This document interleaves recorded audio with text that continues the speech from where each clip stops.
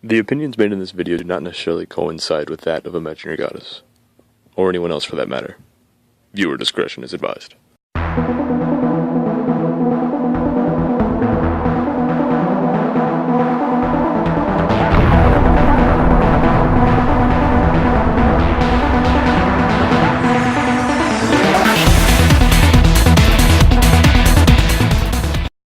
This has been Wheeler the Mercenary King here with a long-awaited, but not so long as the one I'll have with Caholia, State of Play with Diesel. Hey everybody. Store owner, member of Imaginary Goddess, and all around okay guy. Thank you, I appreciate that. I know, right? It comes from the heart. So here we got two decks, Enigman and Brawlers.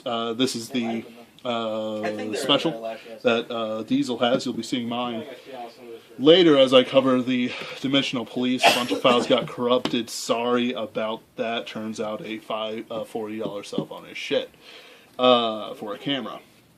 And so we'll be doing the usual State of Play when I do it with someone else. We will cover our decks, we will have a match, and then we will discuss the current events. I believe Force of Will is on the tongue of most people here. Interesting talks about how the stack of actions resolves, as well as sort of what's coming forward for Vanguard as we're slowly increasing and catching up to the Japanese meta, as well as what it means to be a shop owner and how he treats changes in meta and prices. I heard, just as a topic conversation starter, later on, I heard Shiryuki jump from like $1 to $20. Mm-hmm. With the new Fires collection stuff comes out. Yes, it did. Well, it's weird because I don't want to play Shiryuki, but no one here is actually saying, I want Shiryuki. Yeah. And it's like, but everyone's like, oh, it's so good. And it's like, make up your fucking minds. Nobody knows. Nobody knows what they want around here. Let's cover the deck profiles. I'll start with mine, and then he'll do his. Sounds good. Starter first, Brawler fighting Draco Kid. He's actually one of the funnest starters I've had, like Sadiq for Kagero, where he kills something to go into the soul once you kill something. Just, keeping the pain train going. Put this unit into the soul, and the Vanguard gets the ability, Counterblast 1 during your turn when your opponent's rearguard is from the front row, is put into the drop zone, and your Vanguard is Legion. Choose one of your opponent's rearguard, same column as the rearguard, or that the rearguard was on, and retire it until end of turn. That's pretty fun. I've got a lot of things that sort of kill, like this guy on Legion, and this guy who kills on Legion. So this guy's ability goes off for a lot of good reasons, and an extra counterblast to kill the back row, the boosters, which are usually untouchable by Narukami, is just beautiful. My triggers, I run 12 crit for heal. I also have here two of the crits that go into the soul for plus 3k. It's mostly because I don't really care for Narukami triggers. A lot of them are kind of shit, art-wise. There's a super gay heal trigger. Like, holy crap, this guy. Who I might play just because he has better art than Suibo, who I also hate with a passion. Though I'm not against the Naga, characterization. Naga can be pretty sexy. No, not the lip smacking. Put up enough with that one with Kudo. Yeah, except his is weirder. It's with underage stuff.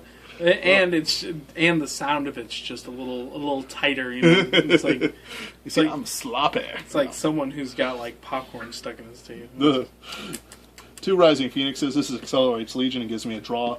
The reason why I don't run any draws is simply because Brawlers kill shit.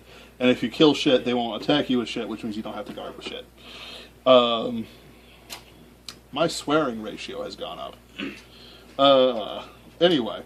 Yeah. Also, I don't use the Soul for much, but I do use it for this.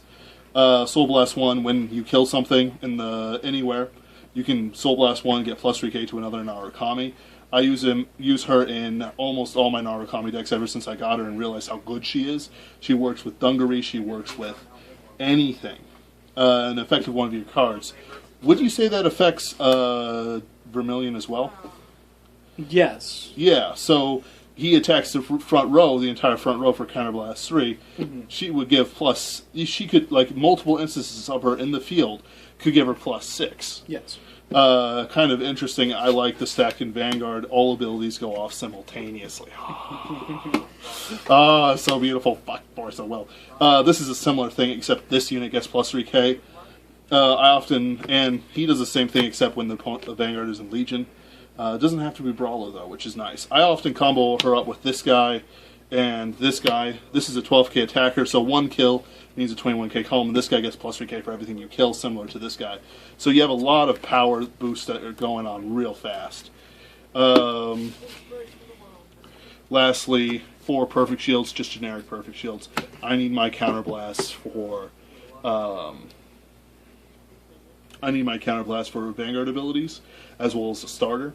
I would run Anastasia if I had her. She is the new one that comes out, unflips the damage. I'm waiting for perfect shields that kill shit. I'm holding my way out. These two are Yojins. When you're Vanguard Legions, choose a rearguard in the front row and kill it. Kagero have a similar unit when you Legion, kill something in the same row as that unit. So you put 2 in the same row, it kills it. You put these 2 right here, Legion, kill front row. Counterblast 2, kill back row. If you play it that way. 3 Liseis. He was part of the second Fires Collection of OT-14, which sadly languishes because Limit Break became obsolete super fast. But he wasn't obsolete. When an opponent rearguard is put into the drop zone in your Vanguard Legion plus 3k, not bound by clan. Interesting fact. This is, when this unit is placed on rearguard, and you have a Vanguard Brawler in the name, pay the cost. If you do, choose a rearguard in opponent's front row, retire it. Counterblast 2, kill row. Really nice. Not even Kagero has this efficiency. Most Narukami doesn't have this efficiency. Pretty interesting. Except for Vanguards, but Vanguards are always special.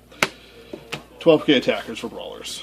As you may probably can tell, Legion Mate, Legion Mate, Legion Mate for this. So, trying to hurry this up. Bop.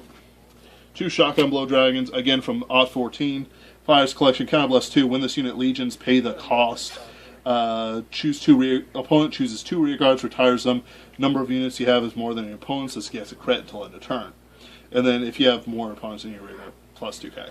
This works with this, except the opponent can get around it by killing the back row. Interesting factoid. But Counterblast 4 to kill everything is always fun. This is Legion, kill something in the front row. Kills row for Counterblast 1 and a Legion, plus 2k. Then we have here, this is actually the star of the deck. He works better than you might think he is. He doesn't deserve his triple rare status. Honestly, he and Coil should switch places. But they had too many gold paladins in that set anyway, so... in the triple rare position, so that you kind of, had to stick something, and he was the only other ace for Brawlers besides the Crossfire, which is the last set. Now, when this unit drive check reveals a card, same name as the unit, on your Vanguard circle, these 2, Counterblast 1 plus 10k and a crit. And if it hits, kill one of your units, kill one of their units. However, the opponent chooses, so this guy doesn't always work. However, they usually choose the front row for some reason, in which case you just trap them. Anything so you can hit the Vanguard booster, so on and so forth. He basically adds 6 triggers to your deck, so that's 22 potentials for damage, power, crits, so on and so forth. This deck ends games super fast if your opponent is not careful, but at the same time, it doesn't have as much staying power as, say, Perdition or Kagero, which came in about the same time. Overall, this is a fun deck. I'm going to retire it in favor of the new stuff coming out in GVO2. Also, I'm going to remake Dungaree sometime. Look forward to that. Right on. Okay, well, I'm going to go ahead and talk about Enigman real quick, just to let you guys know.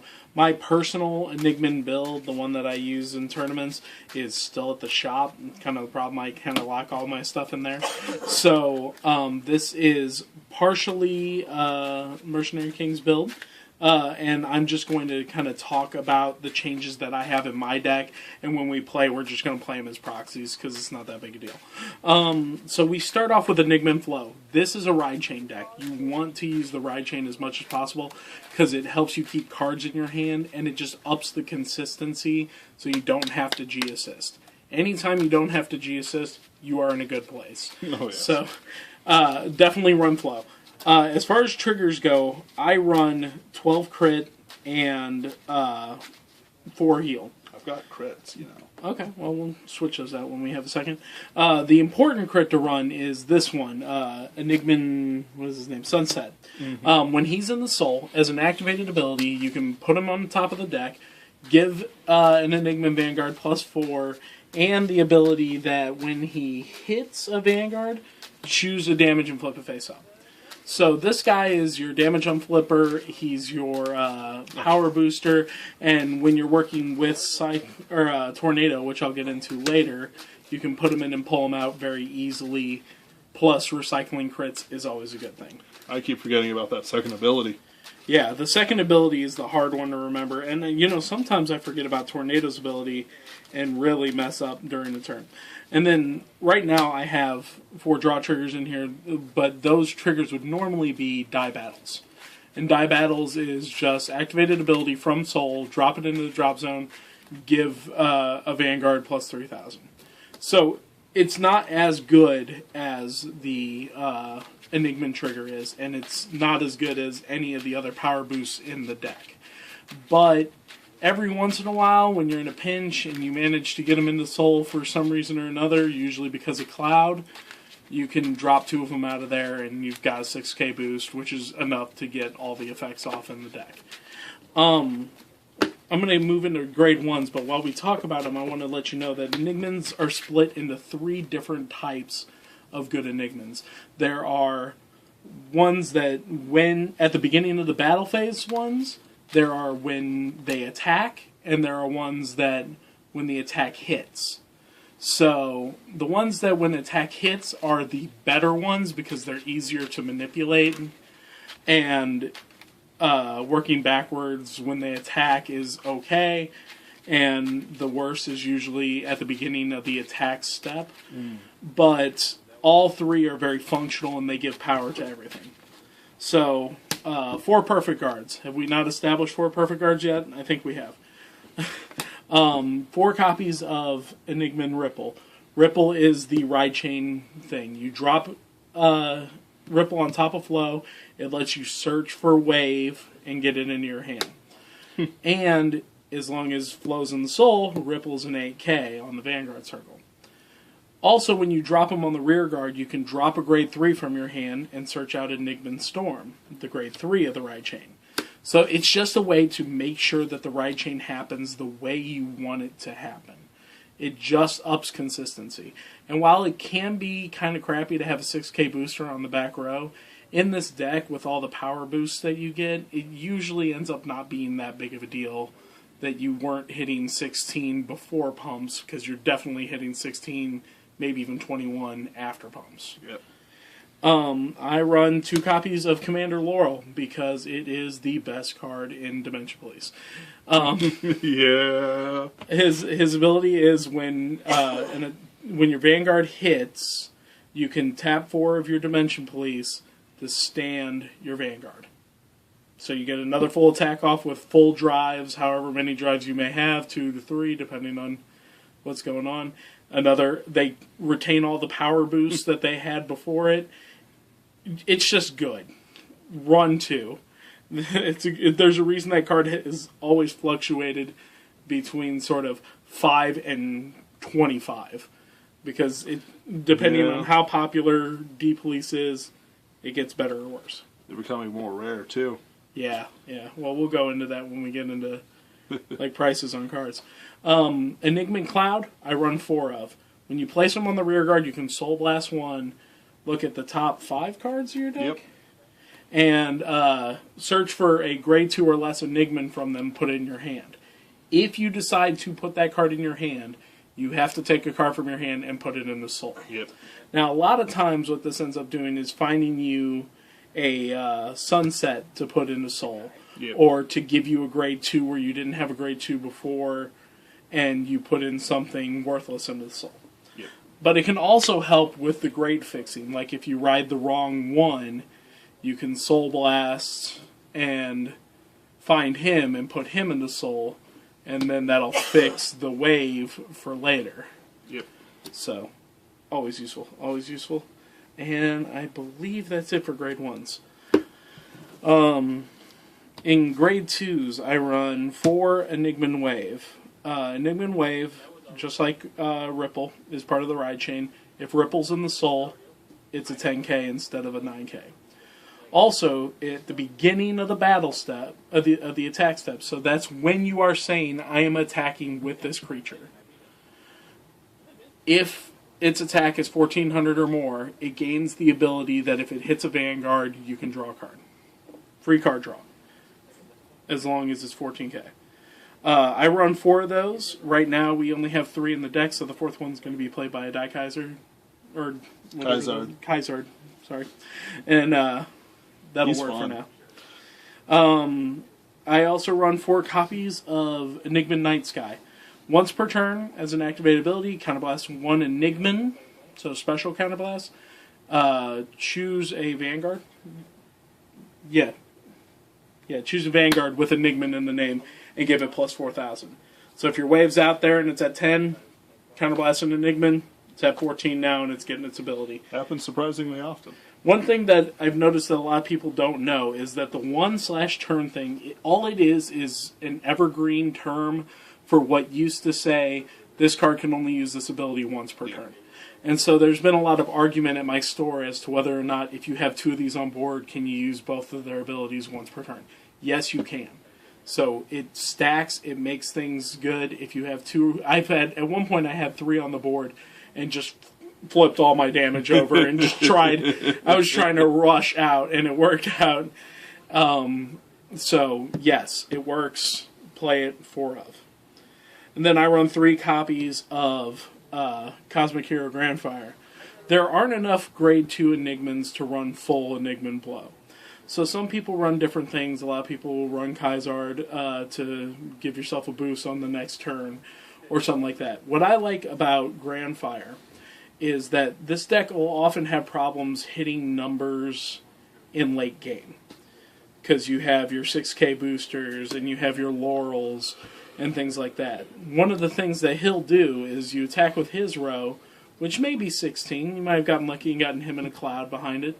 You counterblast, and then you give the other row 8k, and that'll make it so that your other row isn't as crappy as it seemed to be before. So what was a 13 is now a 21. Hooray! We have numbers. So when we can achieve lift, that's a really good card to have. He's not joking about the 13. Not at all. 13 is a very hittable number in this deck. Well, I've even put a grade 1 in front of Laurel and then use this effect, and it's now it's over 16. That's all that matters, Yeah, right? That's all I need. Got them triggers. Get this guy out in front of Laurel, use this, boom, we got a 16k column on the other side. Fun thing about him is, I'm thinking about him and he's fantastic if it only wasn't a stride thing. He actually boosts Storm Yes. to his credit. Yes, he does, which is good. And that is it for my grade 2s. Then, in grade 3s, I run 4 copies of Storm and 4 copies of Tornado. So, Storm first. Storm is the end of the ride chain. If you have Wave in your soul, it's an 11k instead of a 10k. And its ability is, at the beginning of the attack step, if his power is 1500 or more, he has an additional crit. Yep. Additional crits are always good to apply pressure onto your opponent, and the fact that you have to boost him means that you'll be swinging usually with a 21k column before they do the thing. Back in set 4, that was actually really terrifying. All of a sudden, there's a crit. Right. Enigman Tornado's ability takes a lot of work getting used to.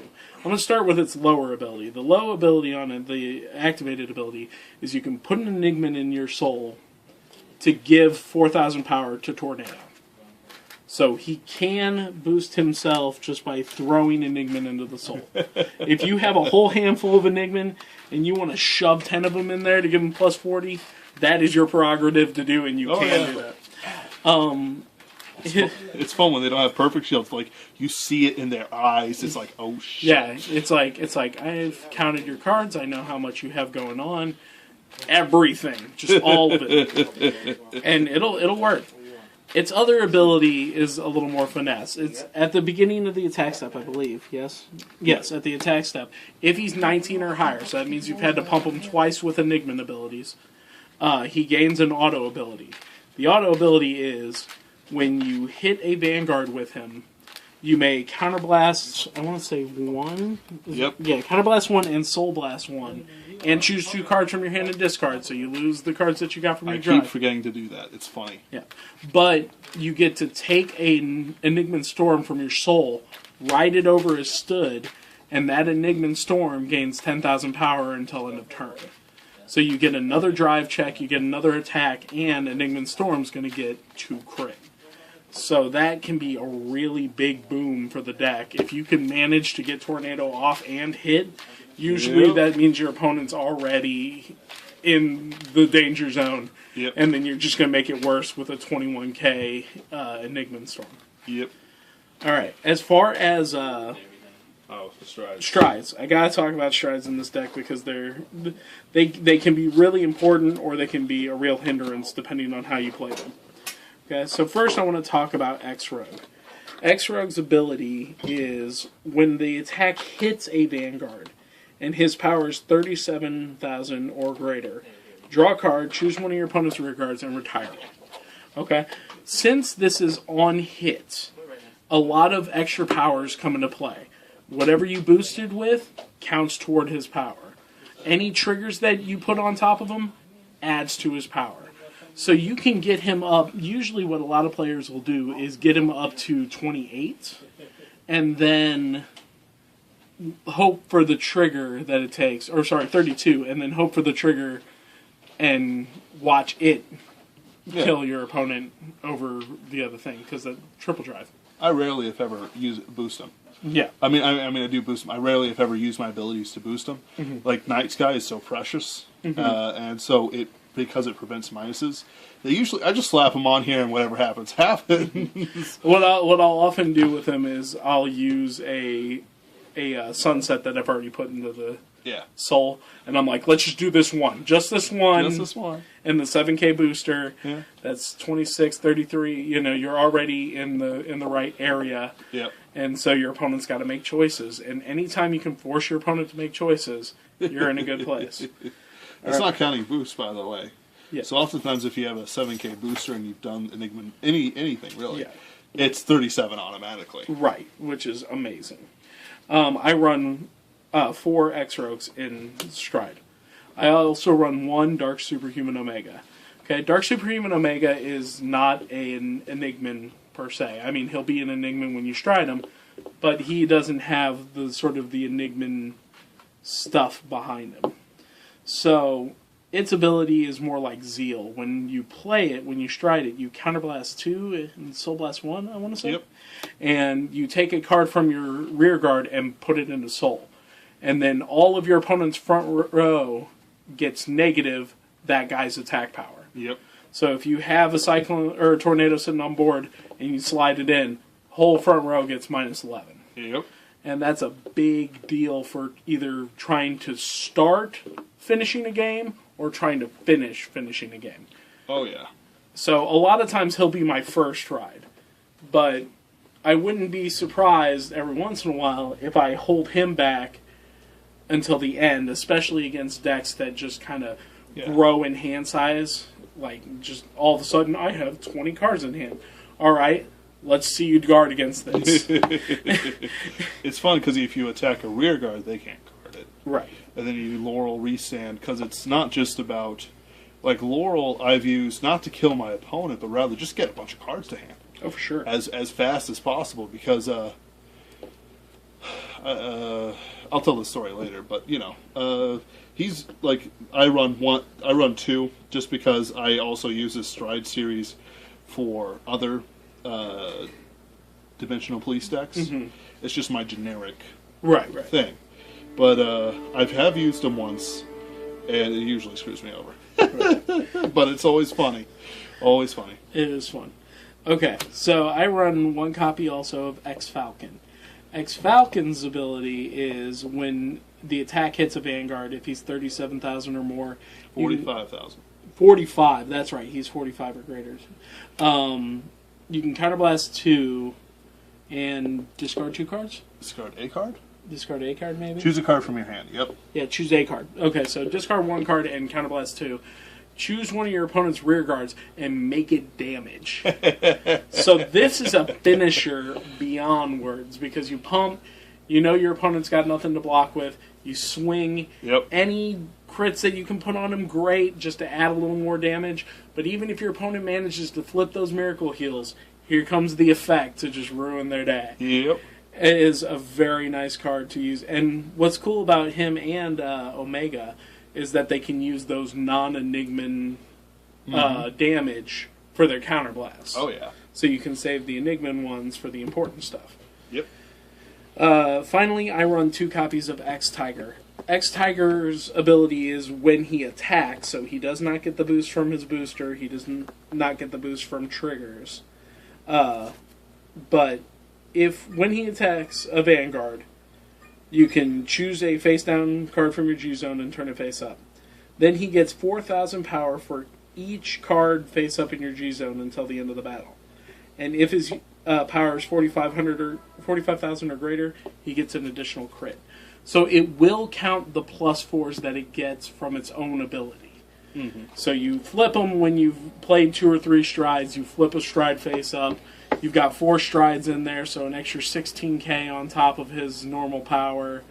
You've already got him into the 45 area. Mm-hmm. And then it's just a question of whether or not things go off the way that you need them to go off. I personally think they're talking about when this unit attacks, flip it over. But I think it's until end of battle if he gets up to 45k. He gets a crit. Is that right? Or is it... They aren't being super clear. What we've said, what the ruling is at our store is it's got to be 45 or greater before triggers. Okay. Because it's when it attacks the Vanguard. Sure. So make sure that you give it a little boost from Enigman Night Sky before flipping it and hoping that everything goes right. So yeah, that's this deck, and it's very power-based. I like that it forces your opponent to make choices. One of the big things you got to be careful of, Enigman Storm, when you stride over him, is a 10k. Yep. No matter what's going on in Soul. So sometimes your numbers are not going to be exactly what you think they're going to be when you need them, so make sure that you're paying attention. Yeah. And that's the main thing of this deck. Pay attention while you play it. Oh, yeah. Pay attention to what your opponent's getting in their hand, pay attention to the drives that are happening and damage, and pay attention to the overall numbers on the field. Which means, since it's late at night and I'm old, I probably won't be 100% in these games. I'm hoping to do the best I can. I will try my best. Oh, yeah. No, you'll be fine. This to give a good hand, but yeah, it's an interesting deck, but it's not a hard deck. Like certain decks you would call hard. Genesis decks, OTT decks, are automatically just hard decks. Yeah. Well, one of the downsides to this deck is that if your opponent can retire units, you're good. Basically, just so you guys know, I'm running 4 Atmos, and I run 4 Harmonics Messiah. I don't really use Atmos unless I run on Messiah, because counterblasts are usually precious in my decks. And I just don't feel the plus 10k is necessary. If they can't card 36k, they can't card 26. Triple drive. Now, I don't own any Atmos, but I am of the impression that if you do, every one of your Stride decks should run 1 Atmos. Yeah. If for no other reason than you know your opponent's out of cards, and you just need that extra attack boost to make the game over. Yeah. And I just don't feel I've never really needed that strategy. I've never gone, oh shit, I should have, counterblast 1 for 10k. I've gone, oh shit, I should have done some other ability, but never Atmos. Woo! Woo! That's a roll. Yeah. Alright. Okay. Well, I won. I'll go first. Okay. Draw. Pass.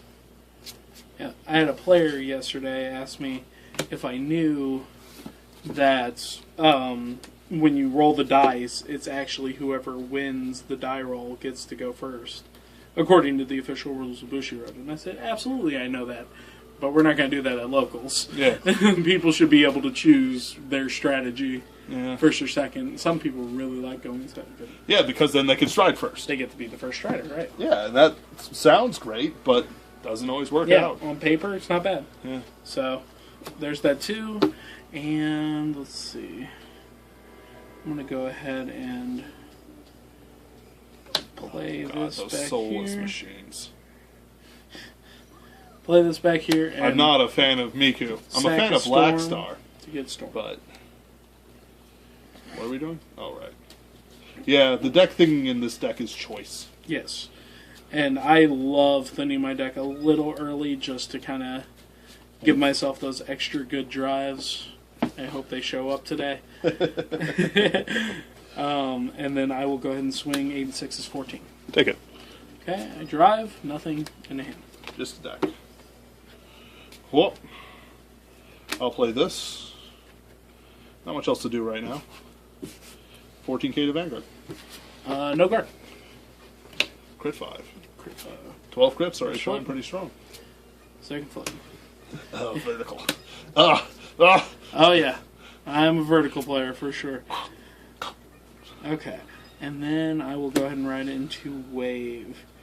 Yep. I'm looking to see if there's anything I can do to really mess with things. Okay, let's play the game and see what happens. I'm gonna play Cloud, Soul Blast 1, and lick the top 5. I was looking for a Night Sky, I guess. A Night Sky would be choice. It would be the best thing to get. But if I can't get Night Sky, getting a Cloud, or you know what? Instead of a Cloud, I'll get a Wave, so I have a 9k to put up front. Sure. And that goes shuffled. And then the card that I choose to put in the Soul is Enigma Sunset. Gonna save that for later. No, I'm going to use it now. Oh, fuck. So I'm giving the +4 to Vanguard. Vanguard's at 14, so his ability will be triggering off. Oh. This is a good time to do it, too, for those players out there who like aggression. Yeah. Because I'm swinging 20 and he's got a 9k. He's got to let it through. I mean, I could, but I'd lose 2 cards. Right. And it's just like, is it worth it? No. Now, this is worth it. That's worth it. Yeah. And then that's 16. So, understand. And I'll throw him up first. I'll just play this to Soul Blast 2 and draw. I can't Legion yet, because since he's not at what's its fuck, but I'll go 16 to Vanguard. 16. Okay, I'm going to make that a 1 pass. Remember, there's a crit trigger, so 19. That's a no. That's at 10k to 15. 16. This is a crit trigger. Oh, right, we're So it's proxying. 10k show. Yeah. Well, 5k, and I do heal. All right, so that pushes you up to 21, Yep. and that gets over my 20, so I take the damage. I'm going to kill him and force you to retire 1 card. Sure. I think I'm going to go ahead and get rid of the 6k booster. Sure. Okay. I untap. Or stand. Yeah, you know. Draw. Whatevs. Ride.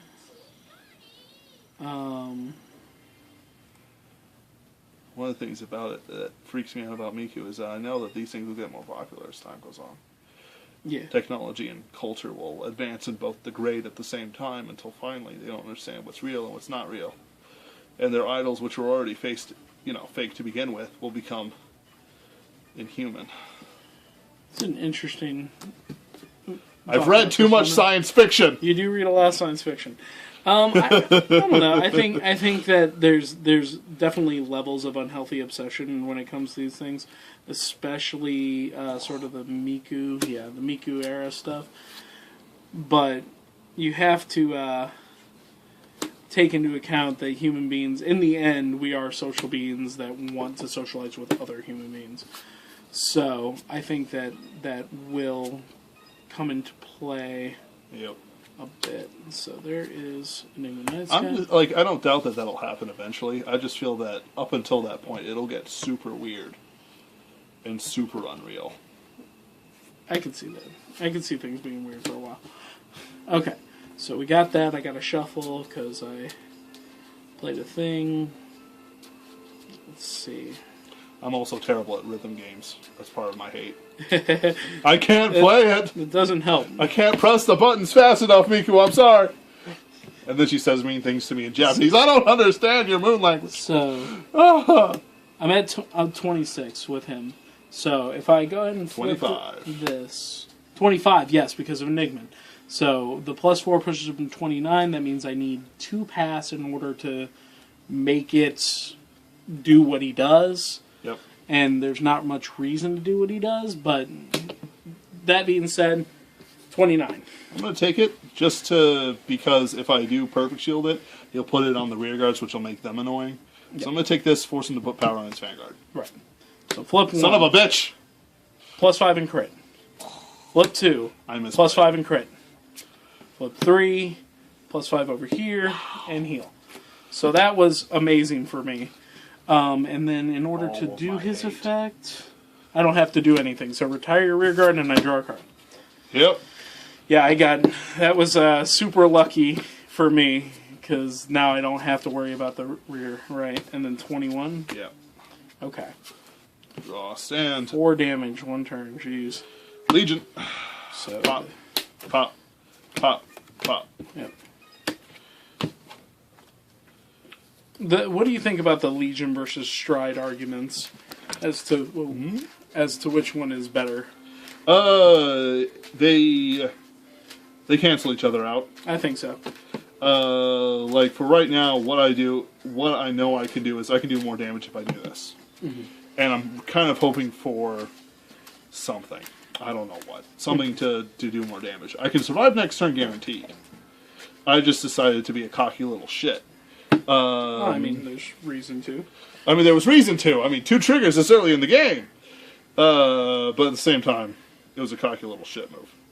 So I'm going to press these here and just give something from my triggers to go to. Okay. This is 20k. Okay, and if it hits... If it hits, I can kill something to kill something of yours. Okay. I'm going to go ahead and perfect this one. Dropping my confusing crit trigger so that... Crit 5. Yeah. Okay. Okay. And then this is 18k to Night Sky. Night Sky, I will block 10. And then how about 27k to Night Sky? I mean, sorry, not 27, 22k to Night Sky. 22. I think I will block that as well, but I will block it differently. Okay. Yeah. Go for it. Okay. So, like, putting that much work toward Night Sky may seem like a lot of devotion to keeping the rear guard alive. But that rear guard right now is the power that pushes my deck forward. So, rather than striding again and giving myself another inopportune power boost, I'm going to instead counterblast that to give him +5. +4. +4, putting him to 15. Yep. And swinging for 15 double crit. I'm going to do the same thing. Perfect shield. Perfect shield. Wait. Fuck me. Perfect shield. Perfect shield. Flip 1, flip 2. And it was wasted. That's okay. Then we go 21 and van. How's it 21? Or, sorry, 16. Okay. Okay. Whew. 18. Whew. Whew. 16. Yeah, there we go. I can survive this. I can survive it. Everything's fine as long as... 20k. 20k. I'm going to make this one pass. Sure. Oh. Chillin'. 18k to Night Sky. Night Sky's dead. 17k to Rearguard Storm. Rearguard Storm is dead. Okay, go for it. Then I flip up, I draw, I play a new Night Sky, Damn it! and I play This sucks. a Grand Fire. So, at this point for me, using Grandfire, flipping to give +5/+5, or +4/+4 is the better move. Yep. So I'm going to go ahead and do 16 of Van +4/+4. Huh, not a heal. Okay. I had not enough guard. He had nowhere near enough guard, which is what was hoping. No triggers were coming though to offset any damage. So that was my last stand. To be honest, if it had gone any longer, I was done. One heal, I would have been just fine. Right. So it's definitely one of those things. Like I said, with this deck, you've got to just push and hope for the best. My fuck up was the not perfect shielding X-Rogue. Yeah. Should have perfect shielded X-Rogue. I would have been perfectly fine so much. Right. And even though it was going to make something else like huge, it's just like... I could have taken that better. Yeah, it's like... It would have been better to have the starter back there just in case. Because once it starts triggering off retires, it just keeps going. Now this deck, honestly, both their decks right now are pretty cheap. Tornadoes are rare. The only expensive card in his deck is Enigman and kind of Grandfire, sort of. In this deck, nothing's really expensive. Right. The big thing for Lisei, expense in this deck is the strides. Yep. And like the most expensive stride is $10, but you need 2 of them, and the other one is $8, and you need 4 of them. Yep. So it can add up. Yep. And even then, you could just run, And that's usually what I say too. Just kind of run 2, like get them as you get them. Yeah. Don't spend a lot of money trying to perfect your strides when you're first building a deck. Yep. Build the deck, get the cheap strides, and then work your way up. Now, I recently gave Vu a deck profile made by Nick Vahe. I've just spent a long time training him. He's coming along fantastically.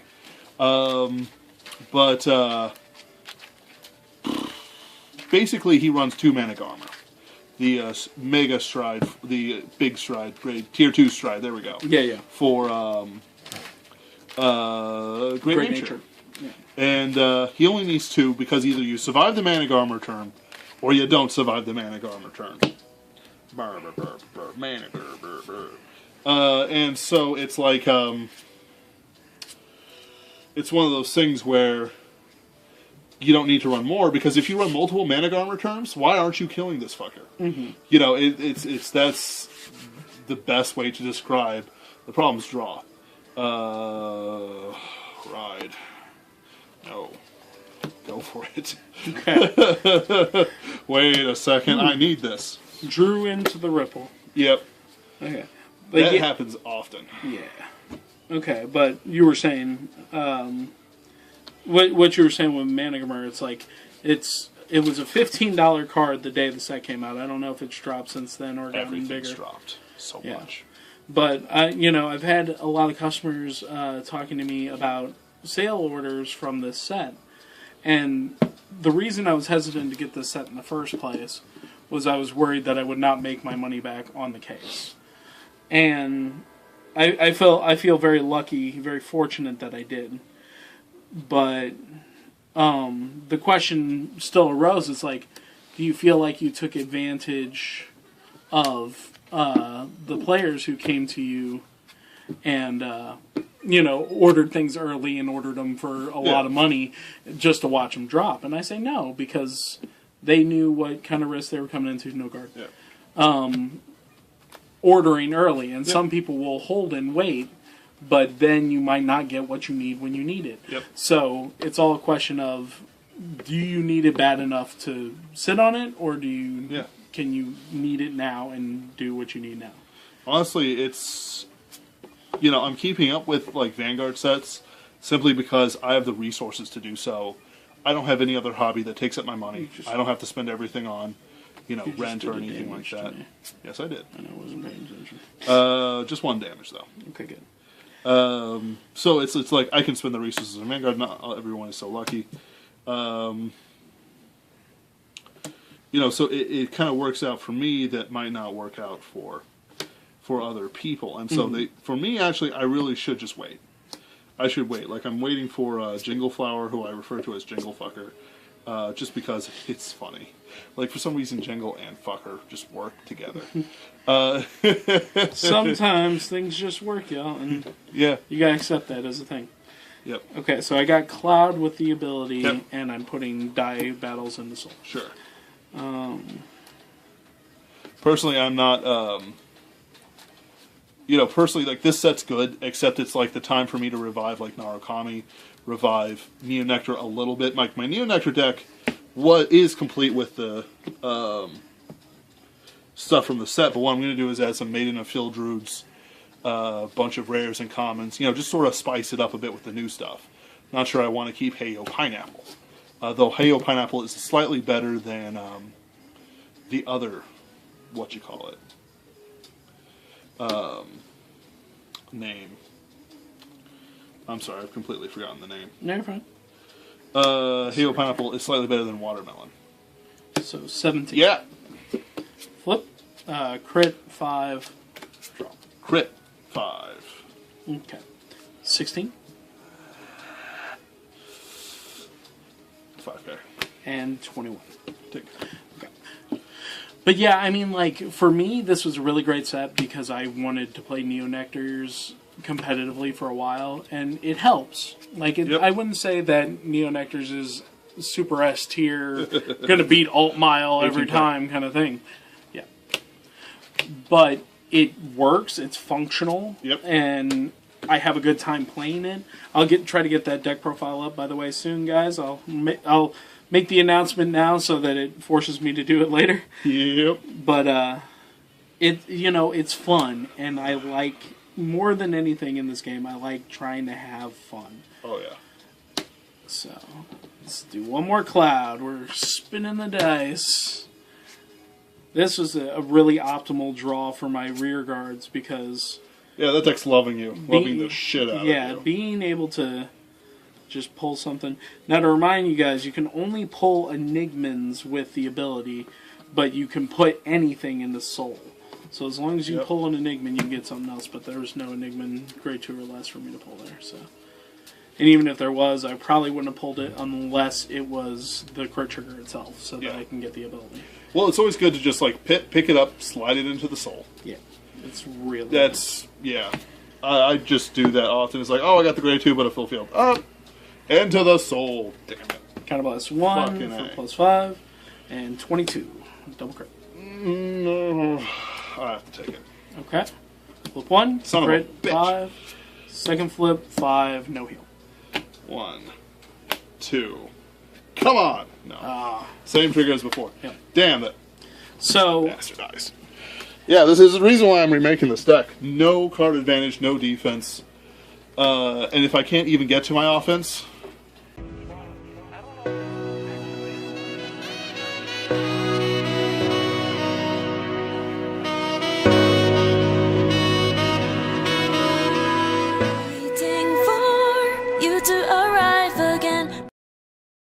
Part 3. I just got raffle stomped by my own modified deck. that's right.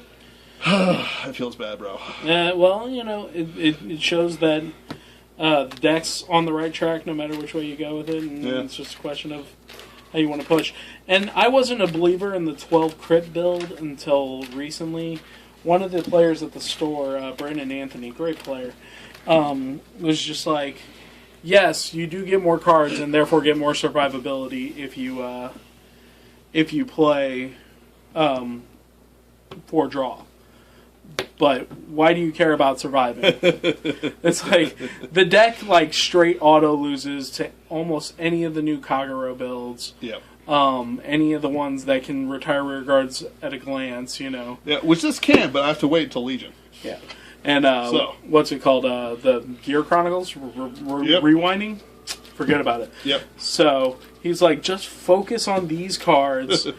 Run 12 crit. He's like, run 16 crit if you feel like you can manage it. I'll have to move this to 12 crit, honestly. Like, I never saw you without a hand enough to guard, and I never did enough damage to you for it to matter. Mm-hmm. And that's partly because my deck just didn't work. Right. And the deck is fun, but when it comes to G-assisting, if you have to G-assist, you just bombed. Like there's no recovery from it. Yeah. But it's a good time. So we were talking about the new set and the fun things in it. I like playing Neonectars, so getting Neonectars is a great thing. I think that Great Nature getting some support is really good for the players that want to play those kind of things, you know? It's Great Nature has always had a secret sort of re-standard deck builds with Polaris and now Contradiction Instructor and Crayon Tiger. And those decks are just hilarious. Yeah. Because all of a sudden things are getting bigger and bigger and bigger. And first it's like 5K, then it's 10K, then it's 15K, and then it's, going beyond all of a sudden that. It's like 30, 32. And you can't use grade 1s? Can't use grade 1s, and if I hit, I get to draw a card. And if I don't hit, I get to draw a card. And I'm drawing cards when this thing dies. Right. And, I think that's really cool. It gets a little daunting at first to figure out how to overcome it, but it is cool. It does feel like a sort of placeholder set. It does cover a bunch of stuff that sort of needs to be covered because of how the anime's going, which I haven't actually watched much of it because I hate Chrono Shinjo with a passion, and his stupid hair. And his little stupid hair, too! Right. But as Wizard of Oz kids, we're culturally aware like that. Yeah. It's I just don't like it. It doesn't have the dramatic flair that the other ones had. Because it was like Dragonic Overlord, and Dragonic Overlord's big, and he's like fire breathing. And it's like, oh yeah, so we're just going to play on these little tables, no imagination? Fuckers. Right. That's not why I watch the show. Though it's always good to watch it for a season if you're learning. Always, always, always. But this sort of, I like the Samuels. The fact that you can do a damage early on just because you have a full field with Royal Paladins is nothing. Sleeves. Oh, yeah. Yeah, that's right. I have 2 Dimension There's Police sleeves decks right over now. here, so. Yeah. Thank you. I'm like trying to fix things ahead of time. Is it in like that? Yeah. Okay. And that's because it just slides in better with this brand. And it's like there are some money cards, and the Narukami stuff is fantastic. Plus 10K for killing everything in the front row is a thing of beauty. I'm just not compelled by the cards. I'm mostly moving because I want to see how Dungaree will do in the new meta, as well as because it got some cards that got power for things going into the bind zone, as well as how I hate this deck now. It's like I've never really enjoyed it much. But now that things are happening faster, this deck, which has a huge punch all of a sudden, is strangely too slow. And I think one of the cool things about the current meta, I said this in the podversation, but that was long, is that one of the cool things about the meta right now is that you can throw strides into a deck, and you can play whatever deck you want. Because, if push comes to shove, if shit really goes down, you can stride and hope for the best, having that fallback allows players to be a little more bold about what they play. And the number one question I get asked whenever somebody's trying to build a deck is, can this win? And I think now more than ever the answer is, have strides on the side, so, just in case. Yep. Just in case. Because, before set 15, Mega Colony I couldn't really play competitively. Now, don't get me wrong, I am probably the best Mega Colony player around. I won many, many, many tournaments with Martial Arts Beetle, which is Counter Blast 3, Stun 2. That's a one-use ability per game in Limit Break meta, which was a very long meta. Compared to the games you have now, it's a lot slower. Right. And, it's like, now we have break rides, except now we need our strides, which are coming out in the Fires collection, which are just fantastic. But they should have been here a long time ago, right? Because they're unplayable for so long, and the only reason they're playable right now is because of the break ride and because of the strides. And so, I think the caveat is, can this win? Yes, but do you have strides? Right. And adding that, but do you have strides? It hurts a little bit, but yeah, at least strides are getting more and more accessible. yeah. One of the things we were talking about earlier was the jump in the price of Shiryuki. Yeah. Because Shiryuki is getting a stride in Fighters Collection. $1 to $20, as I understand. $1 to $20. This can be really good, but as a store owner, one of the more frustrating things as a person trying to run a business is that people will come up to me, like right now, it jumped in America as well. Yeah. It didn't just jump in Japan, it jumped here because it's right around the corner. We're starting to psych up. Like, Yeah. It used to be we'd have full sets that we would be completely released and we know our decks before they come out. But now, it'll be like 2 months before we get, or like 3 months before we get set 3, and they haven't even released everything yet. Right.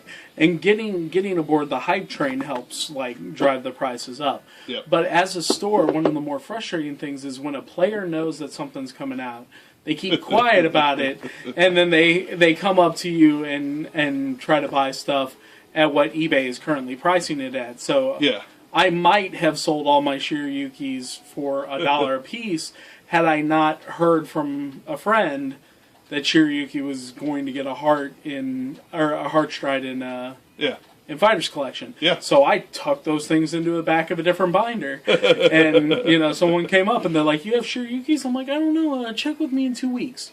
Yeah. And it's like, why 2 weeks? And it's like, because then the card will be worth what it's supposed to be worth. Absolutely. And again, I know that everybody is looking for the best price, but when you are dealing in a brick and mortar situation with an actual card shop, absolutely, sometimes you've got to be willing to give so that they can give. Yeah. And I went into a long diatribe about that on the Podversation again, but basically the idea is don't be a dick to your store owner. Oh yeah. Because you don't want them to be a dick to you. There's like some subtleties to that because, like, let's compare Springfield to St. Louis to Kansas City. Now, I've played in all 3 shops, and I believe I've consider myself well traveled within the Missouri circles. Sure, yeah. And it's funny because in Springfield, it's us against the shop because the shop was actively trying to screw us over. Their boxes were $20 more expensive. Mm-hmm. Then let me put it like this: it was more cheaper to drive out, buy a bunch of boxes, and drive back, even when the gas was like $30 a tank. Right. And I'm talking all the way to St. Louis or Kansas City. Mm-hmm. Kansas City, the store is the shop, except the shop is benevolent, and that really helps the culture. You've got this great established like family bro group that has tendrils everywhere. Mm-hmm. From Kansas to St. Louis, even sometimes to Chicago, and then you have St. Louis, which is the shop is. The store is the seat of the shop, but the shop is not the store. Right. I mean, you're very connected to Vince. I'm not doubting that because he deals. But it's like 3 different relationships that I've had to deal with. Yeah. Now the store I've actively fought, like for a while, like there was this time I was told that you had bragged about screwing me over. Yeah. And I went on a boycott. I spent hundreds of dollars on this game. Right. Matt didn't get a cent for like half a year. Right, and it's funny because those things get started with players who don't listen, and then they start gossiping amongst one another. Yep. And it turns into a chain thing because Ben and I actually had talked about this recently, and I was like, no, I never said that. Why would I even do that? Absolutely. Especially as a business owner, even if you did feel like you pulled something, you never tell another customer that you messed up another customer's stuff because they'll remember it, And like for me, I'm a prideful man. If I'm screwed over by a shop that isn't priding itself on screwing people over, that's a betrayal of trust, which means that I will not spend money. And, while I don't agree with Matt's pre-order prices, I understand why he does them. Mm-hmm. I find that some of his deals later on are fantastic. Mm-hmm. And I'll probably be looking into it eventually. I'm looking for Blaster Jokers, and I can't seem to find them online. That sort of thing. I've got 12 of them. Yeah, absolutely. So we can always work something out. Absolutely, yeah. And that's the thing is that I feel like when you have a bond of trust with the people that you're buying from, they want to give you the best deal that they can while still supporting themselves. And like my pre-order prices have changed since before.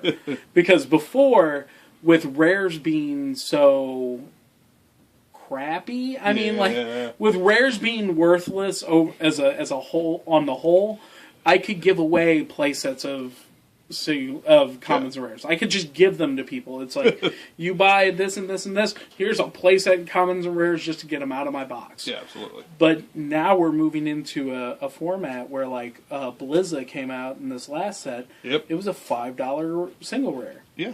And I honestly, like, my opinion on, like, Atmos, I don't think they should ever be worth more than $1. Just, like, straight up, because it's, well, maybe right now.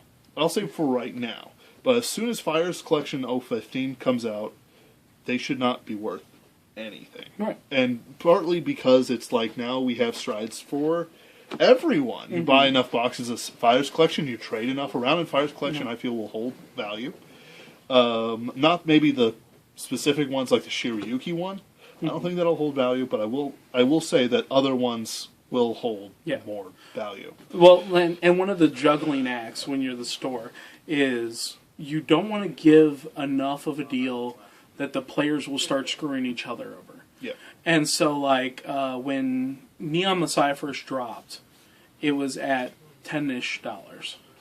Okay. And you could get them sometimes at 6 or at 8. Yeah. But they went upwards of 10. And so what I started doing with the first row of them was selling them at $6. Yeah. Because that was the lowest price.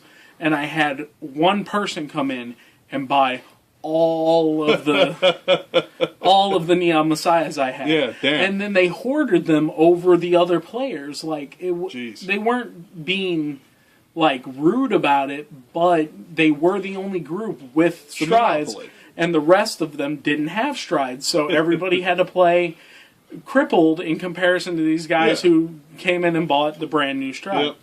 Harmonics. Yeah. And, like, Atmos came out as a $3 card and quickly shot up to a $7 card. Yep. As did Magum, the promo from, the box topper promo from the same set. My heart will always be with Harmonics. Yeah.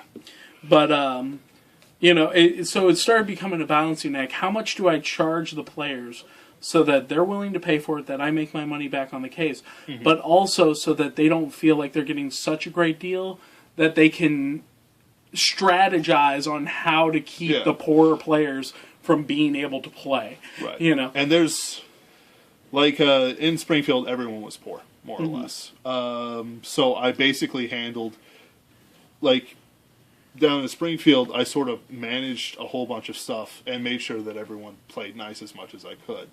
You know, I admin the Facebook page and a couple other things. And something that I just didn't give a shit about. Oh, what's that? They're fighting on Facebook again. Whatever. They'll sort it out. I'll make sure it doesn't get too bad. Right. But, like, I had to deal with some people being screwed over, and that never really resolved. Because some people were actively stolen against, and they did not have the resources even a year later to replenish everything they lost. Right. St. Louis is more there's more stratification. Yeah. Imagine your guys is the clear top. Yeah. Clear top. And then there's Vince's group and ancillary groups, and then there's like Amber and Justin and all that jazz. There's me and a couple others. You know, and it's not like I share the wealth, but I make sure I offer Nick resources and stuff like that. I offer Tyler and others. And you know, it's definitely a pyramid hierarchy, with the youngest kids being the poorest because they're reliant on their fathers, mothers, you know, resources rather than what they can do as a worker. Right. And I, you know, you want to keep an economy flowing, but like there's definitely a trickle down effect, especially with you and your position, and with me and you know those people I patronize, train, whatever you want to call it, you know. But it's not a universal thing within card shops. Yeah.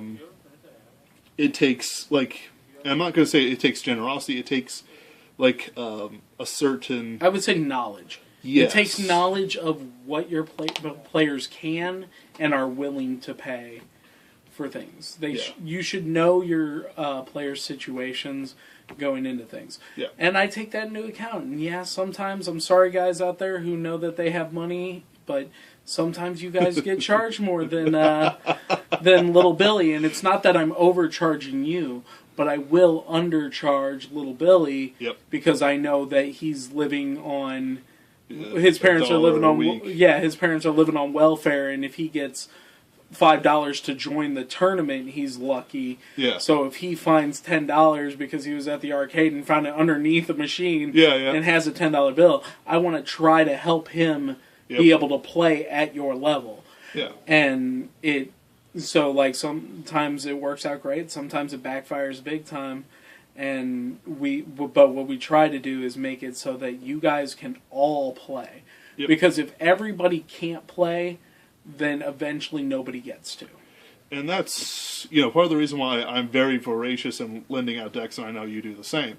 Like, some people talk to me and they say, hey, Ben, what decks do you have? And I go, well, that's a loaded question. I've got all kinds of decks on me. I've got every style of deck. I've got every clan of deck.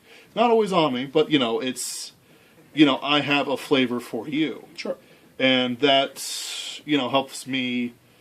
I don't know, like, there's a couple people, there's this one guy who comes in, and he's sort of excitable, he's fun to mess with it a little bit, but, I like him, and I basically lend him any deck he asks for except for Mega Colony. Mm-hmm.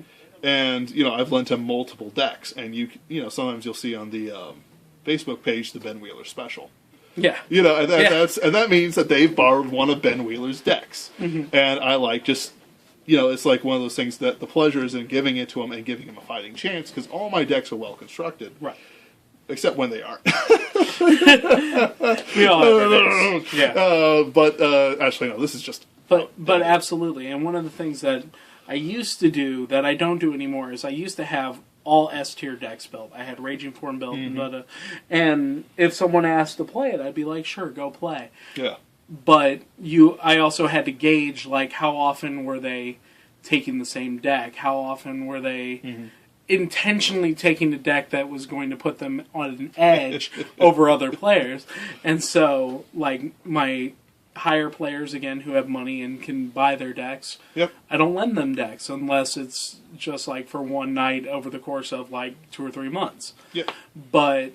lower players, I'll be like, yeah, you gotta take care of my deck, but sure, borrow this, And now I build a little bit funkier decks with with things that aren't quite so like high in price, and partially that's because I don't want to keep anything high priced for myself, so that my players can buy more high priced stuff. But also, it makes it so that the players who borrow my decks, they have to actually play. Yeah. They can't just auto-play Raging Form and let it go through. And so, I like that, though. I like that the players are trying, and they still want to play, even if they can't play the absolute highest tier deck. And what I'll be doing is I'm planning on doing this, and I think I mentioned it a couple times, where I want to build some very cheap decks that you can just lend out for nothing. And expect them back, of course. But it's like, because with the G-Assist stuff, there are commons and rares running around that can function as decent strides. Now, sometimes you're just going to have to keep some Atmoses as something to lend out 2x2. Right. But,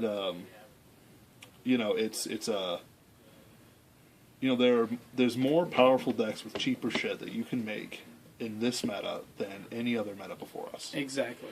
And that's partly the variety. Like, this runs mostly Legion era stuff because it's not been updated, but also this is from set 14, and this is a promo from Hoop, God knows when. It's like 2 years old, for Pete's sake. Yeah.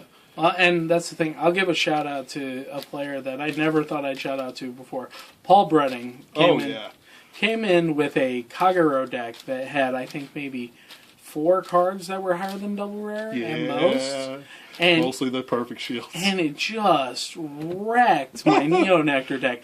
Just abolished everything that I had been working at. This was before the new Neo Nectar stuff came out, but still it was like every turn he killed shit. Kill 4 units. Like, not just some units, 4 units. So like at that day I was playing Enigman, and I'm just like, I can't over support 4 unit kill every turn for 3 turns in a row.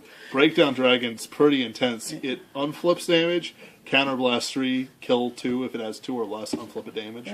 And it's a regular rare. So, like, that, and that's one of the reasons that rare prices have kind of jumped up. But it's also part of the reason that, that it's such a good time to get into the game, because you can build that deck, and it'll work. It'll be a functioning deck that plays in the meta. And so it's nice for players who don't have a lot of cash but want to get started. The similar thing is with Nick. I mentioned a couple of times in the vid that I spent a very long time training him today. Partly because there's ARG tournaments, 2 of them, going on in St. Louis and Kansas City. Both of them I'm going to go to because it's ARG and you can earn real money. Yes, real cash prizes. The game is paying me back. ARG with cash prizes, guys. Don't miss out on those events. Even if you think that maybe it's a little out of your price range and maybe you're not quite good enough to play, you know what? Anyone can win this game. Colony. Go up there and try to win that money. Because there's no reason not to put in $30 on the hopes that you'll get in the top 8 and actually make something back. It's like you don't get things unless you try.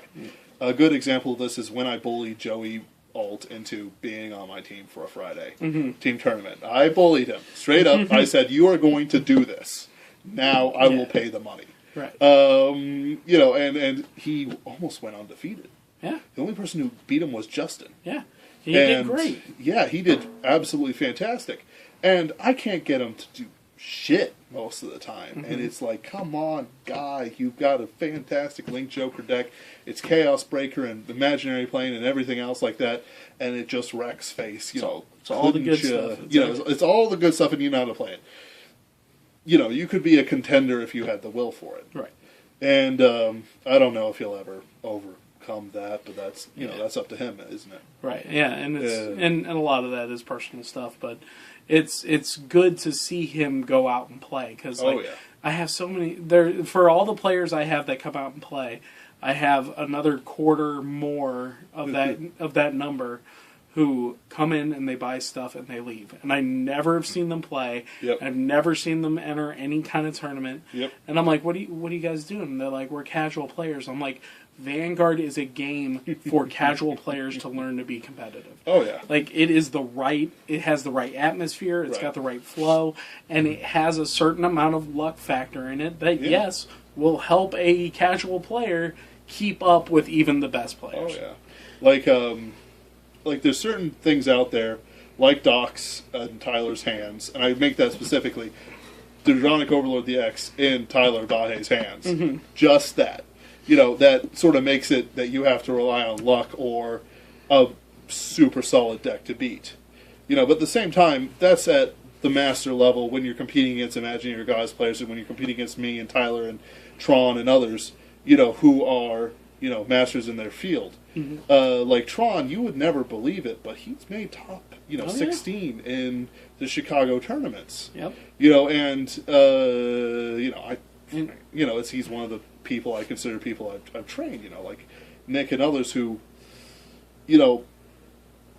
like when we mentioned generosity earlier, like these are the people I'm generous not only with cards, but with my time as well. Right.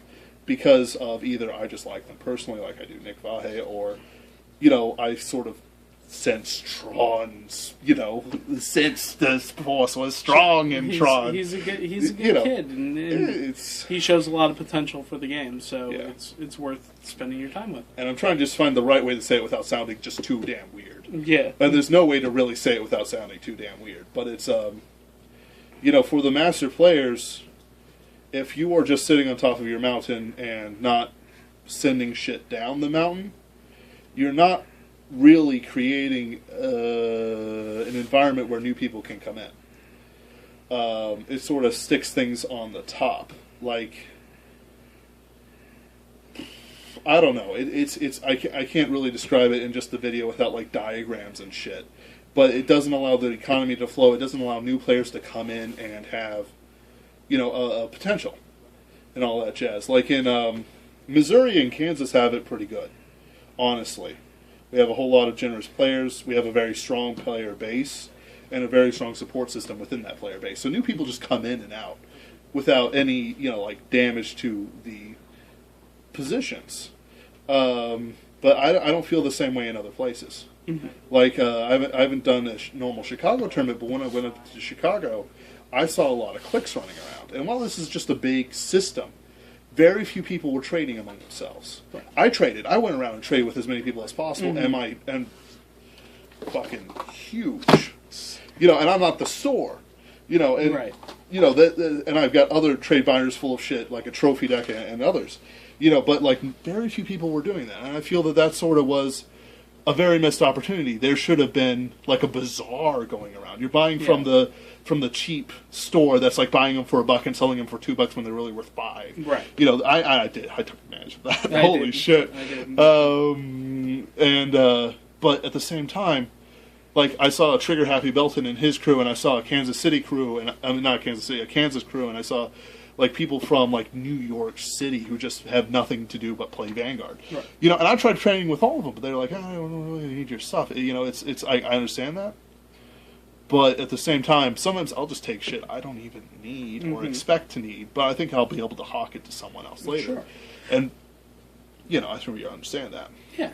And I mean, the last time I went to one of those big things, when we went to Ohio, I basically set up shop at a table, and people started coming to me. They're like, "Do you have this card? They're charging like $500 out there for it." And I'm like, "Yeah, it's worth $40. Give me $40, and we're good." They're like, "That's awesome!" And it just spread around. And Oh, yeah. I had a group coming up, but they weren't trading with each other. Yep. They only wanted to talk to me as a shop. Yep. And open buy and whatever. And it's like the community would definitely benefit a little bit from people being a little more willing to kind of open up their binders and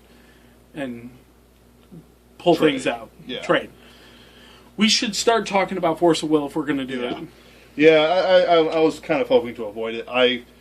I'm not enjoying Force of Will. Every time I hear of a new ruling, I just enjoy it less. Like, I'll mention what we did earlier. Like, so it turns out I'm playing a deck called Scheherazade. Scheherazade is one of my favorite characters in all of literature, period. You know, like, you could throw all these great characters, and I say, yeah, they're great, but they're no Scheherazade. You know, and some people like to joke that, you know, I'm a very misogynist sort of guy, you know, jokes about women and all that jazz, and that is not true. I make jokes about feminists. You know, and I'm exaggerating that even. But it's like, Scheherazade is, to me, the quintessential female character. There was never a female character written like Scheherazade, because she used not some pastiche of male. Like, right now I'm really big broiling in the science fiction community, where it's basically the right wings versus the left wingers. Right. And they're fighting over the Hugo Award and a few other things. But it's like, one party, like, they turn it, and you could change the gender on this bitch and nothing would change. Mm-hmm. You know, you can make her a man and all the same actions, but if you try doing it the opposite way, it would look very weird. Mm-hmm. And I'm having a hard time describing this without sounding strange, but Scheherazade uses her feminine wiles to keep herself alive and her sister alive by proxy, because if she died, her sister was next. Because the Sultan saw his woman sleeping around the black servants, I'm not exaggerating this, and killed her and everyone who was involved. Yeah. And they go into very explicit detail in 1001 Nights. It is not a children's story. No. But point is that I like her. Feminine wiles, beauty, talent, tells stories. Wow. You know, not enough people know how to tell a story verbally. Yeah. I'm telling it so bad. You know, it's like case in point. You know, so I made her deck, and there's this character called Sinbad. And Sinbad is one of the stories and all that jazz. But he had an ability, because how I viewed abilities is like this. These three go into there, and the stack is vertical. Boop, boop, boop. However, it turns out that the stack is not vertical, but like this. His ability is when you draw a card, instead of drawing, you could do various abilities. Okay. So, real quick, as a mention for those players who have never played Force of Will or Magic. Yeah. Sorry. The order of events that happen in this game is called the Chase, and it relates very closely to the Magic chain. And what it is you play a card, and then you can pass priority, and your opponent has an opportunity to play something in response to that card. Mm-hmm. And then it goes back and forth however many times it needs to go until both players are done. Yep. Then those effects resolve in backwards order. Yep. So the one that was last played is the first one to resolve. Yep. That way, if you play like a counter spell, you can actually counter the spell before the effects happen. Yep. Or if your opponent's playing a pump on somebody, you can play a minus on them, and it'll kill the creature before they get the pump. Yep. And so it's structured in that top-down view. So the card in particular that Ben's talking about, Sinbad, his ability is, when you would draw a card, you can instead choose not to draw that card. Mm. And when you do, you can do one of 3 effects. It's like damage or pump or something. Kill an addition. Kill an addition. Kill a thing on the field. Yeah. So, if you have 2 Sinbads on board, and you get to draw a card, some logic would dictate that both hit the stack, and you would get to do both simply by dropping that one card and preventing that draw. Right. However, the way it works instead, since it's a top-down view, is that this Sinbad prevented the draw, and therefore gets its ability. Yep. Then the other one has no draw to prevent, and therefore does not get his ability.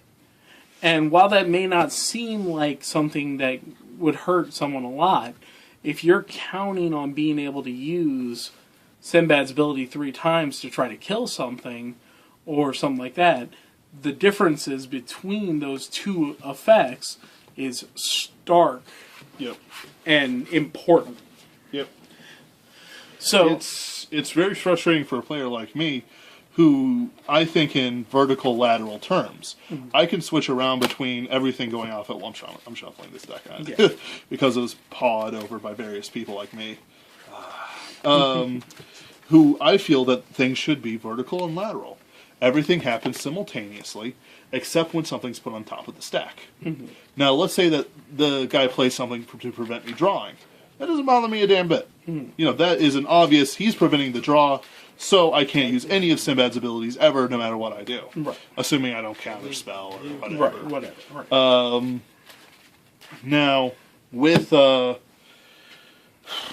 reason why I really, really don't like that is because it kind of cripples how the stack works, at the same time not promotes, but rather it sort of fucks up the logic that I rule by. I perfectly, I'm flexible enough to do things instantaneously and 10 years hence. Sure. You know, it doesn't bother me at all. But at the same time, it's like, if there's multiple abilities going off simultaneously, mm-hmm. and technically they go off simultaneously, it's just the first one resolves first. Right. That because their abilities all start at the same time, they should all resolve at the same time. And that bothers the heck out of me. Right.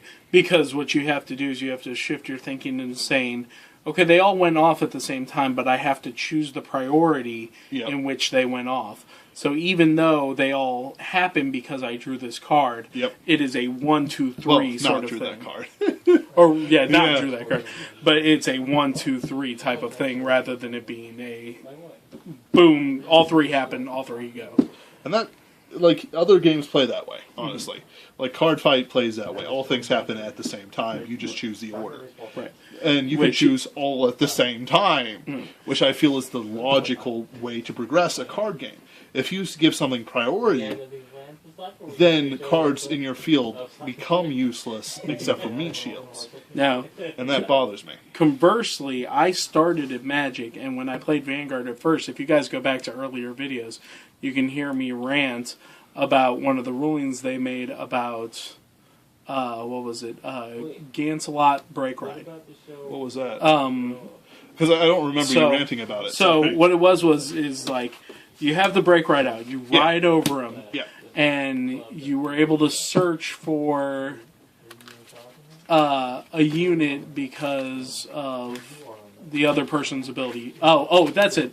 You flip Silverfang Garmor on top of him. Yeah. So you get to search for a unit with Garmor's ability. Yes. And then you could add the power from the Gancelot. Right. to the new creature that came out. Now, if all abilities happen at the same time, that makes perfect sense. Yeah. And Ben's way of thinking works very well for that. As a Magic player, that bugged the crap out of me. Because I was like, no, you're resolving the effect of the Gancelot by paying the cost of it playing, and then you have to search the card. But that's not what Vanguard does. Vanguard lets you choose the order in which things happen, no matter what, and if the new effect comes on to the thing, you can do that one first or last, whatever you want to do. So it caused me a lot of frustration at the beginning of the game, and I had to get used to that mode of thinking. But that actually is it's not to me. I can see why you'd be frustrated about that, because that's a paradigm shift. For me, it's the opposite way, except mine isn't, I can do more powerful things with this. It's, I am now less powerful. Well, and that hurts my enjoyment of it, because I play these for power fantasy exclusively. One of the things, though, that you should remember going into this is that there recently was a U.S. Big event. 97 people played this weekend. And they had to rework the rules just for them? 2 cards... 2 decks in the top 8 were Sheriff's Control. Yeah. The deck you're playing. Yeah. So the rulings that you're facing did not keep those people from reaching the top 8. So your deck is not... It's, even though it feels right now like it's worse, it's not inherently bad. Right. You're still running... I'm not doubting that it's inherently bad. I'm just enjoying it less because I feel that things have been taken from me. Right. And I can't figure out a way around it, and maybe I'll figure out some way around it. I will say that every time I play this game, though, I get in a tumultuous relationship with it where everything's going great, and I'm just like, oh, this is stupid broken, but I can forgive it, blah, blah, blah, blah, blah. And then when it directly affects me, I'm like, I quit. I'm done. I can't do this anymore. I can't handle this. And I walk away, and I go and I sleep and I brood, and then... nurse your pride and ego. Right, and then by a couple days later, I'm ready to play again, and things are okay, I guess. They're not great, but they're okay, and then I rebuild up and the cycle repeats. So... And for me, it's like, I've spent $50 on this game, and I don't expect to be the best player ever. I did quite well for myself. But that was part of the fact that I could get Sinbad off so much. Right. And I would just wreck their field. Right. Because there's a whole bunch of 300s that are going off, killing their thing and all that jazz. But then it's like, let's say that we were retroactive to play that rule to, my games that I played. I would have lost them all. And that sort of knowledge in the back of my head bothers the shit out of me. Right. Not that I think about it too much. Right. But it's something to think about, because it makes you wonder about your effectiveness as a player. Right. But what we need to remember as players is that the game is new and fresh, and they are not looking toward any source material for help. Weird.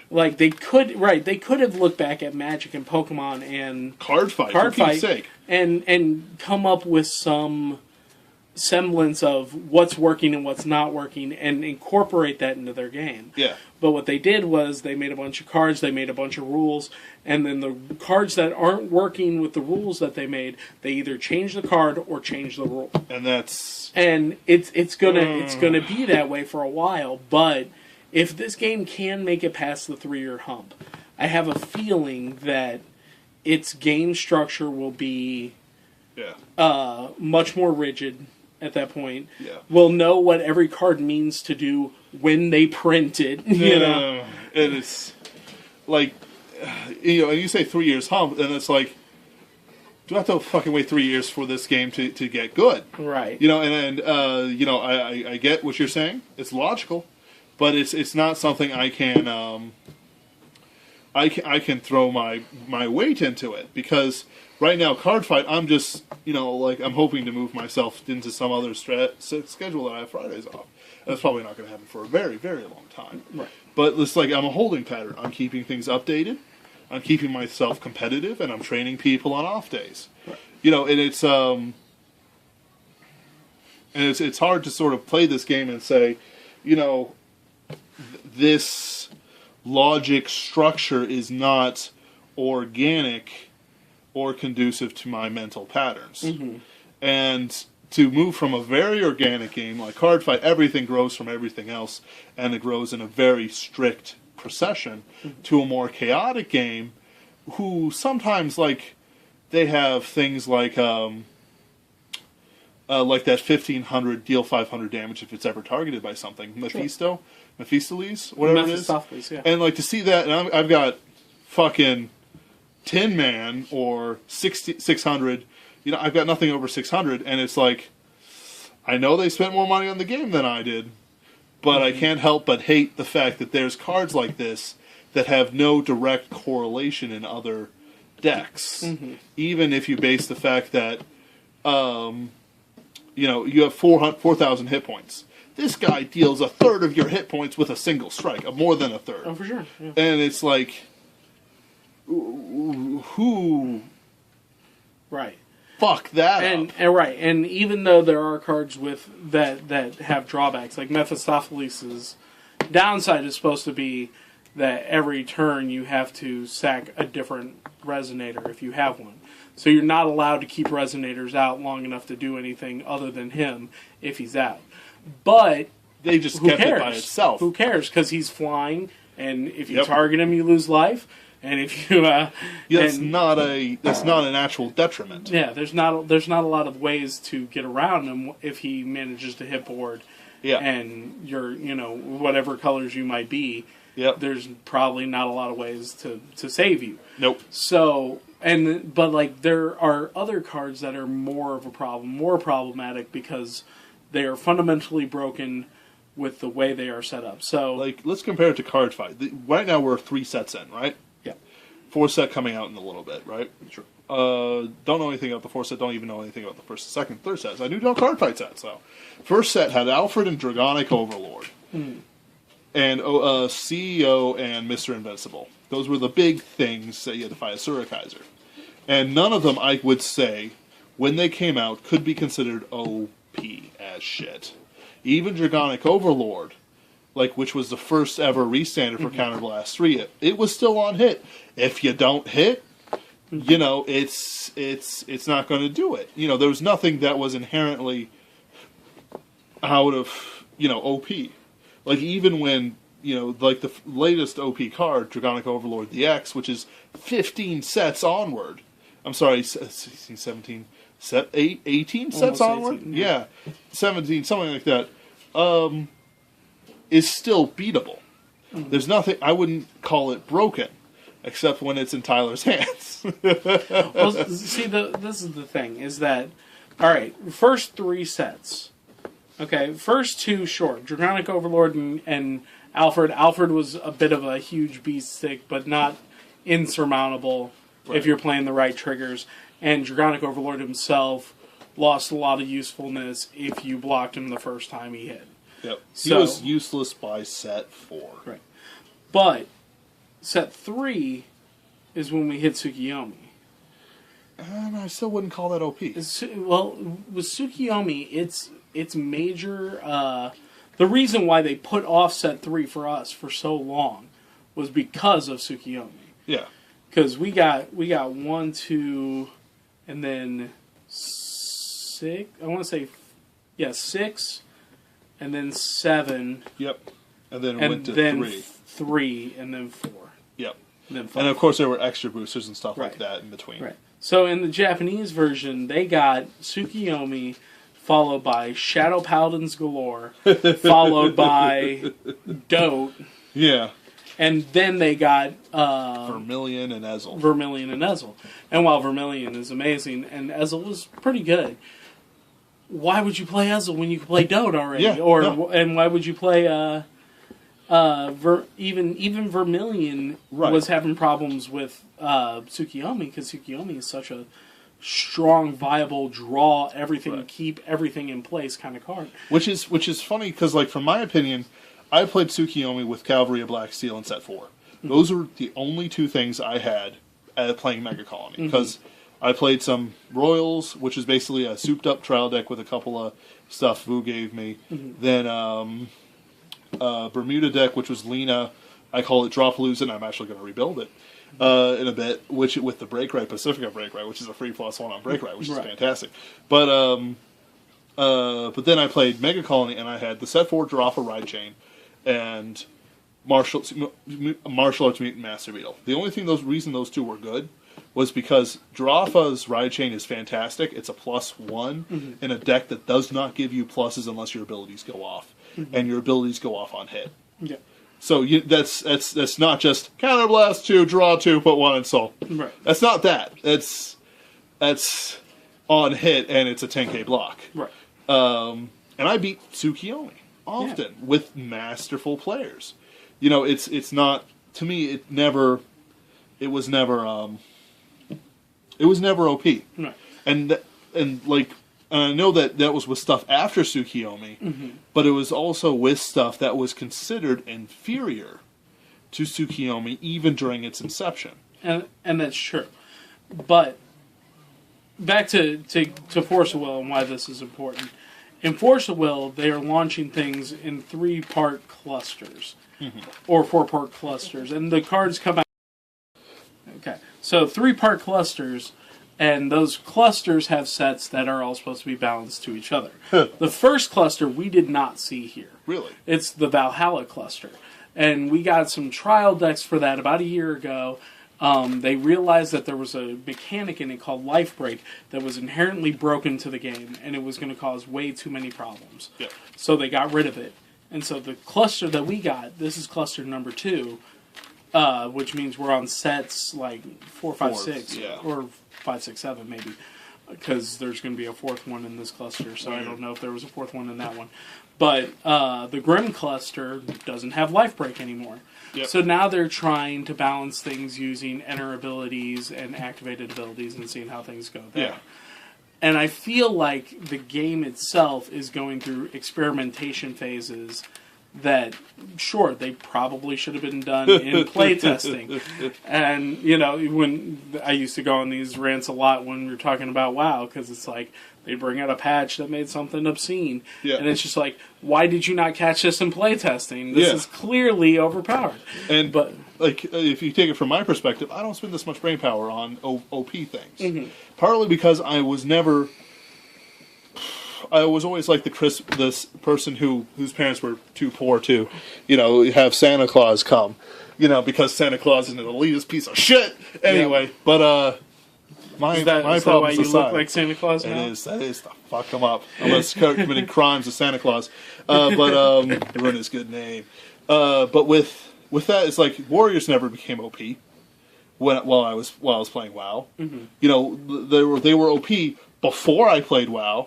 There was even a thing that made them OP after I played WoW, but they were never OP, you know, during it.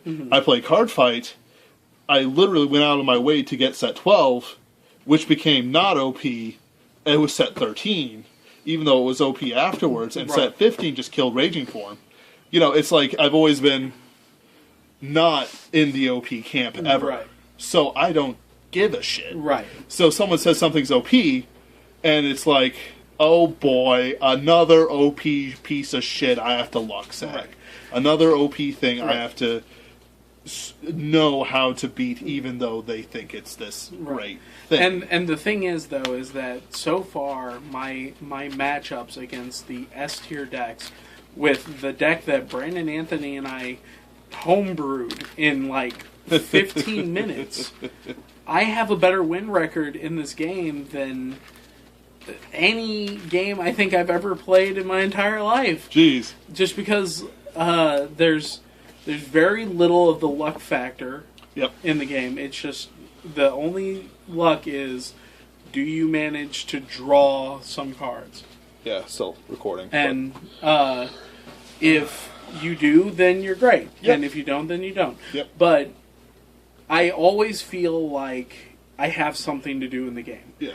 And my Alucard build, while I know Alucard himself is considered to be a very powerful ruler, Alucard decks aren't making any top cuts. But at my store, Alucard's doing great. And if I get another chance to play in another tournament, I'll probably get close to the top place. And none of the players can stop me. Why? Because my deck is different than the ones that they expect to see out of Alucard. Yep. And so they have no sideboard plans against me. Without sideboard plans... I hate sideboards. Yeah. Without sideboard plans, the players sit there and they don't know what to do. That's strange to me. Yeah. Because it's like when I build the deck, I build a concrete thing. Mm-hmm. This is the deck I have made. Its winning image is perfect and complete in and of itself. Mm-hmm. Like my Enigma deck, I like what you did with the Grandfires. Mm-hmm. I'm not going to put them in this deck. Yeah. And, that's partly because I like how Kaizard gives me a boost that I don't have to minus myself for. I just have to rewrite over it. Perfect. Plus 5k. Yeah. There's 10 different ways you can not minus yourself putting something into the soul and then giving it plus 4k. Yeah, sure. But it's like, with Force of Will, I'm seeing these cyborg shits, and it's like, I get it's legal. Do I like it? No. Yeah. And I feel that it sort of takes away a certain element of creating a complete and useful deck that can handle anything. Mm-hmm. I think it weakens the players because of it. Because instead of relying on their own skill and power within a deck, they are essentially giving themselves a crutch and saying, if I am outmatched, I can't rely on my wits. I have to go and get help from something else. Mm-hmm. Now, see, when I first started playing Magic, I had that issue too. But what I did was, for me, it was a realization that the side deck is part of the puzzle. Yeah. In the end, you want to be able to fight what your opponent's playing normally, but you also want to be able to anticipate for their sideboard. Yeah. So it's another way of giving rock, paper, scissors over the game. Let's start shuffling this. Yeah. So in my mind, what sideboards do is they let you switch strategies. Yes. And I get for that. some decks, that's like, I have this S tier broken thing. It's just not good against this one deck. So I'm going to play 15 cards in my sideboard that make it good against that one deck, and then we're good. And probably that's for me. That's more brain power I'm going to put into this. Mm-hmm. I'm spending brain power on my writing. I'm spending brain power at Cardfight Vanguard. I'm spending brain power at my work. Yeah. I'm not going to. By the way, I will be adopting 12 creds. But that was just beautiful. Yeah, isn't it? I just can't. I don't. There's a part of me that refuses to do it because I see Force of Will like Kaijudo, straight up. I know Kaijudo was basically a card fight heresy and all that jazz, weirdly, but it fizzled. People spent hundreds of dollars on it, and now it's sold for $5 in the bargain bin. Right. And I really hope no one invested money into that game because nobody plays it, nobody buys it, except for those few freaks who also play Yu-Gi-Oh! As you can tell, I have no good thoughts about Kaijudo. And I worry that this game... Or other card gamers in general. Let's talk about... Cardfight King. No, I have respect for Magic players. But I don't have respect for Yu-Gi-Oh! Players, Kaijudo players. I have a vague okayness with Weiss Wars players. Buddy fights I view as a short bless, but I have a buddy fight deck and I like playing it. Yeah. Just won't go to tournaments. Yeah. But it's I suppose we'll wrap this up. I feel Force of Will eventually peter out and die. I think it's picked up a lot of the players who weren't playing Cardfight Vanguard, and that's what they'll play. But players who are playing Cardfight Vanguard and have no desire to play Force of Will slowly continue to grow, and maybe Force of Will become a thing. Mm-hmm. There's plenty of space in St. Louis for a lot of different card games. We could always use another card game in the stores, and I think that people expanding out to card games makes them have to use their wits a little more each time. Yep. All right. Well, thanks, guys, for listening to us jabber on forever. Oh, I like jabbering. Jibber jabber jabber. Oh, what is it? Like if you listen back to some of the old like laugh tracks and talk tracks, they go peas and carrots, peas and carrots, peas and carrots. And just continuing on. What were we talking? Oh wait, we were finishing up. So yeah, all right. So basically, that was the state of play, much vaunted with Matt Dimwitty and Benjamin Wheeler, the Mercenary King. I will continue to do these. I'm going to create a bunch of solo ones. I'm going to try and bejabber Chris until he finally gives in to my insane will. And and does a state of play with me over Neo Nectar, because both of us have some very strong opinions and good opinions about Neo Nectar, if I do say so myself. And also his opinion, he's probably one of the calmest and most stalwart players in Cardfight Vanguard right now, as well as having so many pieces in different pies. I don't know how the man keeps Renaissance man is what the term is. Except for Yu-Gi-Oh, but Yu-Gi-Oh isn't something you can be a Renaissance Jack man. of all trades. Yep. And so having his opinion on various things, including Force of Will, which I didn't even imagine would be a thing until I paid $50 to Matt to build my deck for. But yeah, it was a pleasure, Matt. It was a real pleasure. It was nice. It was a great time. Guys, make sure that you get a chance. If you get a chance, check out some of our other stuff. If you want to hear me talk more about the store and about my opinions on Forceful, you can listen to the conversation we just did. Be sure to check out more of the state of plays, because it is what helps us keep putting new content on the channel. Yeah. One of the best things I think about state of play is that it is always there. Like you can count on there being a state of play at least once a month. And so I will try to get out a Neo Nectar deck profile for you guys. Yep. And we'll keep I will keep trucking to give you guys more content now that I have a little more free time, and we'll get everything done. I have a stand now, so that means I can finally do things at home without awkwardly holding the camera for very long periods of time. Except my camera's kind of shit. I'm gonna buy myself a G3. Refurbished. I'm not that rich. All right, folks. Well, have a nice night. We'll talk to you later. Good night.